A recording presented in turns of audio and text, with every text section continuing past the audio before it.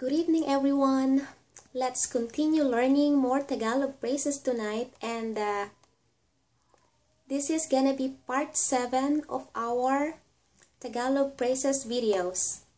So let's start with I need you. I need you. To say I need you in Tagalog, it's kailangan kita. Kailangan kita.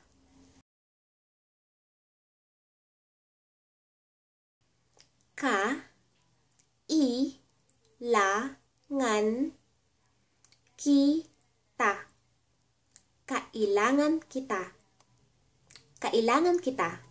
I need you. Next, let's say I love you in Tagalog. I love you. Mahal kita. Mahal kita.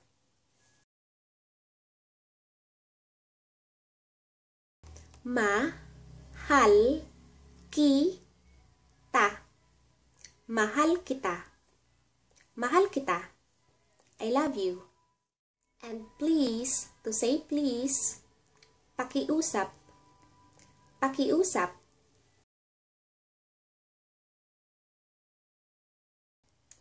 Pakiusap.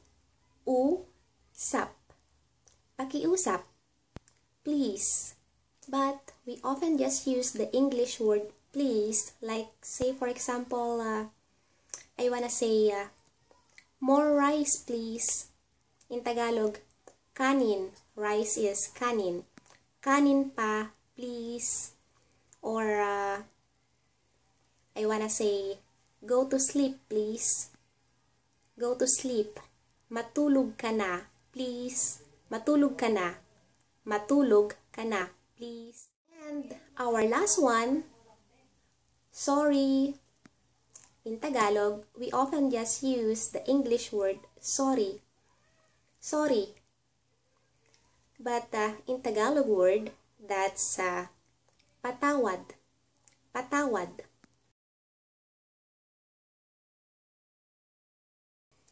Patawad. Patawad. Patawad. Or you can just say sorry. Sorry. Okay, so those are our 4 Tagalog phrases for tonight. Let's have a review. We have I need you or kailangan kita. Kailangan kita. And to say I love you, mahal kita. Mahal kita. And sorry, patawad or sorry. Sorry. And now we have please or pakiusap. Pakiusap. So, those are our Tagalog phrases for tonight, and more on the next video. Good night!